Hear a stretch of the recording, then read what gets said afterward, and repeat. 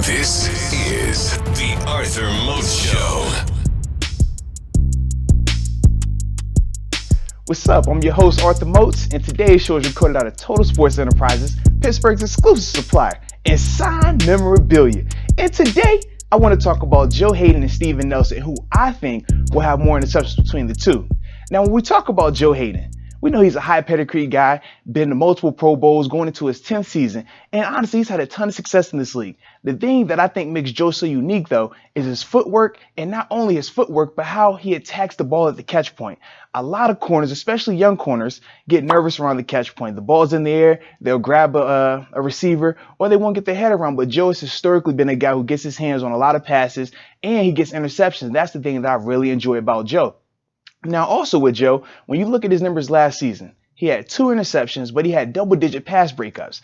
And honestly, after watching the film on Joe, I'm sure he'll attest to this as well. He could have easily had 3, 4, probably 5 more interceptions that he just flat out dropped. So knowing that, you can see that he's already, playing more inspired and ready to have one of those crazy seasons like we've seen from him in the past.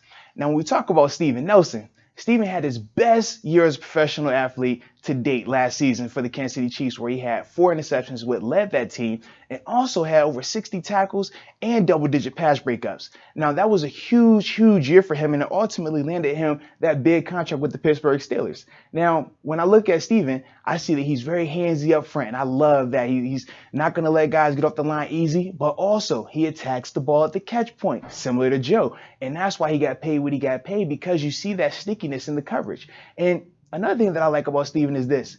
He's not going to back down from anyone. I remember last year distinctively when he was playing the Pittsburgh Steelers, he makes a tackle on AB and he's in his face. And I love that. I love a corner who's going to talk, who's not going to back down from the challenge and always going to be ready to go. But now when we talk about Joe and Steven, and who I personally feel is going to lead the team, or between those two guys have more interceptions, I personally feel it's going to be Joe, and here's why.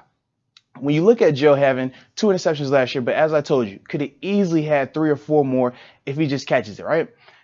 That was with him not even getting targeted as much as he typically should because of the opposite corner position from him. They were attacking that spot a lot more. So now with him having Steven Nelson over there, they're not going to be able to just avoid Joe for the whole game. They're going to have to go at him more. He's going to see more action. And with that, because of how great he is at the catch point, now he's going to have the opportunity to have a lot more interceptions. And that's why I could see him easily having 6 or 7 interceptions this season, and which is what he's done before. So it's nothing that he can't do or nothing that's new to him. Now with Steven, I think he's still going to be very productive, but I don't think he's going to have the same type of numbers as Joe will, just because Joe is going to benefit from the added targets. Now, the one thing I love about both of these guys, though, is how they are aggressive in run support. They are not afraid to put their face in there and tackle a ball carrier. With both of them having over 60 tackles last year, it's clear that they're not afraid to show run support, which a lot of corners shy away from. But I think that's why the Steelers definitely lucked up by getting Steven and having Joe at the same time, because that's going to take this defense from good to great.